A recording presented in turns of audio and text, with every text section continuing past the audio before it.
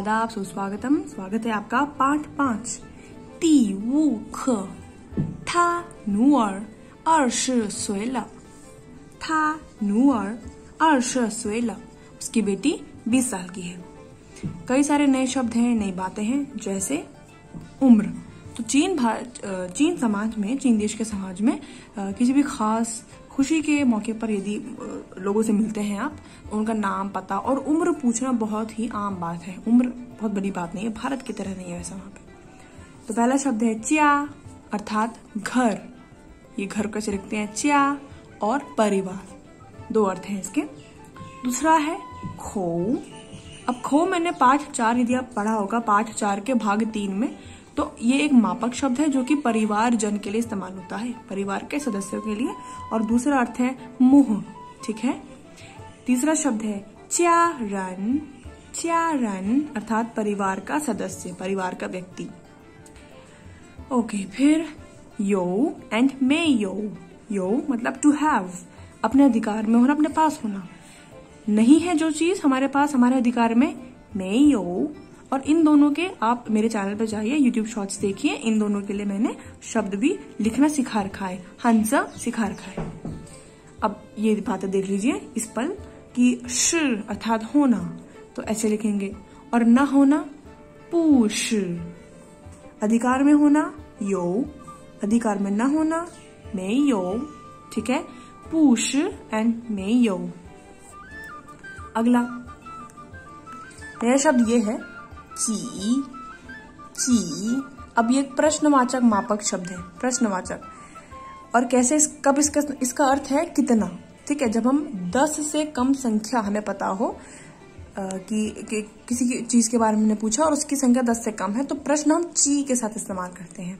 जैसे अगर मैं पूछूं आपके परिवार में कितने व्यक्ति हैं, नी च्या यो जी खोरन, तो खोरन परिवार के व्यक्ति, ची माने कितने। आप शाब्दिक अर्थ है आप, परिवार, अधिकार में है कितने व्यक्ति, अर्थात आपके परिवार में कितने व्यक्ति हैं। नी च्या यो जी खोरन। उत्तर वो च्या यो सी खोरन। सी खोरन 4 व्यक्ति, तो मेरे परिवार में 4 व्यक्ति हैं, 10 से कम की संख्या। चित्र को देखिए, 2 किताबें हैं। अब प्रश्न क्या बनेगा? नी यो जी पन शू। नी यो जी पन शू, आप तुम्हारे पास कितनी किताबें हैं? वो यो ल्यां पन शू। यहाँ पे टोन तीसरी आनी चाहिए, गलत लिख दिया मैंने यहाँ पे। वो यो ल्यां पन शू। अगला शब्द ख, इसका मतलब है और, तथा। ख दूसरी टोन। और इसकी खास बात यह है कि ख का प्रयोग संज्ञा और संज्ञा को जोड़ने के लिए इस्तेमाल करते हैं। जैसे कि अगर मैं पूछूं कि कितने विद्यार्थी और कितने अध्यापक हैं, तो इसका उत्तर मैं कह रही हूँ 10 विद्यार्थी और 1 अध्यापक है या अध्यापिका है। तो 10个学生和1个老师。10个学生 10 विद्यार्थी, ह और 1 अध्यापक है, 1个老师। 学生और 老师को जोड़ता है ये शब्द। 1个तो ये है संख्यावाचक शब्द हो गए, 10个और ग मापक शब्द हो गए। अन्य उदाहरण, 我有6本书和1本字典। हंज़ में कैसे पढ़ेंगे? 我有6本书和1本字典।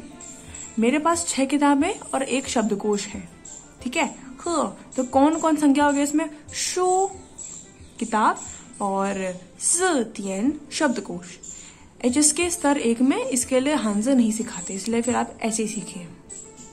अगला है गिनती। हमने सीखा था 1 2 3 4 को बोलते हैं ई, फिर और, ये नहीं, ई और 3 4 5 6 7 8 9 10। अब ऐसा है कि उससे आगे 11 12 13, तो 11 अर्थात 10 1, तो 10 में 1 जोड़ो तो 11 12 13 14 15 16 17 18 19 20। और 20 के बाद कैसे गिनेंगे? 30 40 50 60 70 80 90 और 100 को कैसे गिनेंगे 100 100। अब यहाँ पे उच्चारण हेतु कौन सा नियम आ जाता है कि ई शब्द खास शब्द है, उसके बाद तीसरी टोन है, तो इसलिए इसका लिख तो देंगे आप इसको ऐसे ही, लेकिन उच्चारण करते वक्त इसकी टोन में कैसे पढ़ेंगे, जैसे कि हम पढ़ रहे हो 4th टोन और 3rd टोन, यानी ई पाए नहीं पढ़ना है, पढ़ना है ई पाए। ठीक है। अच्छा, अब अभ्यास है तो देखिए 39, इसको कैसे पढ़ेंगे 30 और 9 कैसे कहेंगे 30और 9 9 39 54 54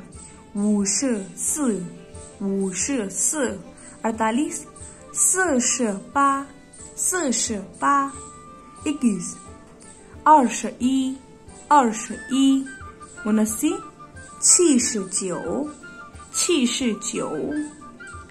भारत में भी शुभ और अशुभ संख्या का कॉन्सेप्ट है, वहां पर भी है। जैसे भारत में बोलते हैं 3 तिगाड़ा काम बिगाड़ा, तो यानी खाते वक्त बोलते हैं कि 3 रोटियां या 3 करछी दाल नहीं लेने चाहिए, 2 या 4 ये सही रहता है। सही तो क्या रहता है, लेकिन लोगों की मान्यताएं हैं। ठीक वैसे ही स्थान 3 संख्या वहां बहुत शुभ मानी जाती है। लेओ, अब लेओ क्यों शुभ माना जाता है, अगर आप 3 बार लेओ 3-4 बार लेओ बोले, 6 कैसे बोलेंगे आप लेओ लेओ लेओ, तो बहुत ही मुलायम लगता है बोलते वक्त। 8 को बोलते हैं पा, और पा क्यों है शुभ, क्योंकि इसे मानते हैं धन लाभ होता है इससे। तो मान लीजिए अगर आपका जन्म 8 तारीख को होता है तो आप बहुत उनके हिसाब से लकी है। पा और च्यो अर्थात 9, ये दीर्घायु होने का प्रतीक माना जाता है। च्यो स यानी 4 की संख्या को अशुभ क्यों गिनते हैं, क्योंकि उसका जो उच्चारण है, जो शब्द है इनकी भाषा में मृत्यु के लिए, उससे बहुत मिलता जुलता है। स और स थोड़ा मिलता जुलता है, इसलिए ये लोग 4 को मृत्यु के समान मान लेते हैं।